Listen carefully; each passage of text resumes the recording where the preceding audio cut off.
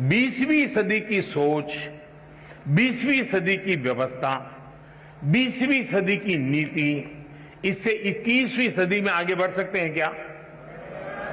जरा जोर से बताइए ना। नहीं बढ़ सकते ना।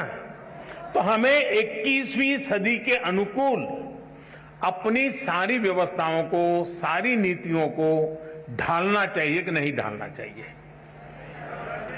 अगर हम अपने आप को इवॉल्व नहीं करेंगे तो हम ठहर जाएंगे, और ठहर जाएंगे ऐसा नहीं, हम पिछड़ जाएंगे। और इसलिए भी वैसे बीच में समय जितना जाना चाहिए था उससे ज्यादा चला गया, उससे देश का नुकसान हुआ है। लेकिन अब जब हम पहुंच चुके हैं, अब जैसे आज हम देखते हैं कि कभी कभार मां बाप की इच्छा के कारण, रिसोर्सेज के कारण, नजदीक में व्यवस्था के कारण हम अपनी इच्छा की शिक्षा के लिए आगे नहीं बढ़ पाते हैं, और सब प्रेशर के कारण और प्रतिष्ठा के कारण एक ढर्रे पर चले गए, हाँ नहीं नहीं डॉक्टर बनना है।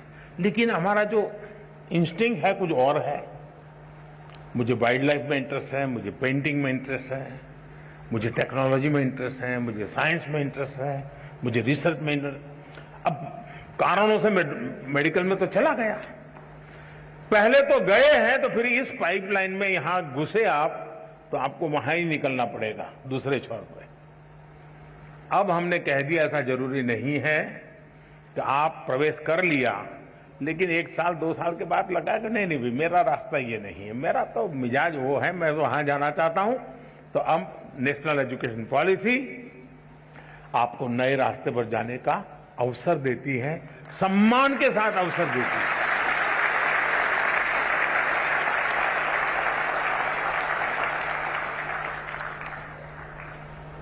आज हम जानते हैं पूरी दुनिया में स्किल का महात्म्य बहुत बढ़ गया है। सिर्फ शिक्षा, सिर्फ ज्ञान का भंडार ये इनफ नहीं है, हुनर भी होना चाहिए, स्किल होनी चाहिए।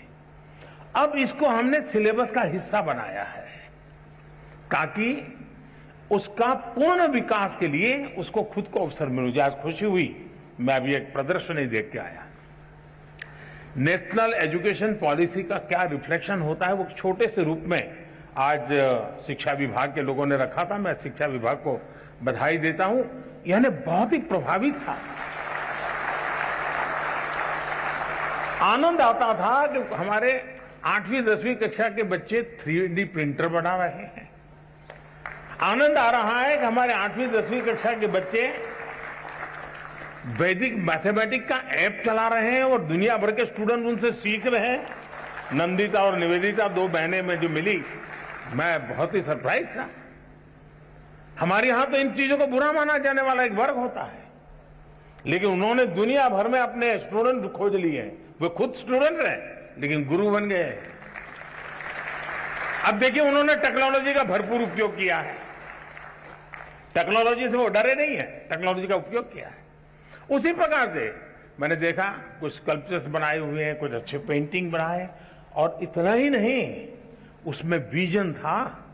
ऐसे ही करने के लिए क्या नहीं किया गया, मैं उस विजन को अनुभव करता था।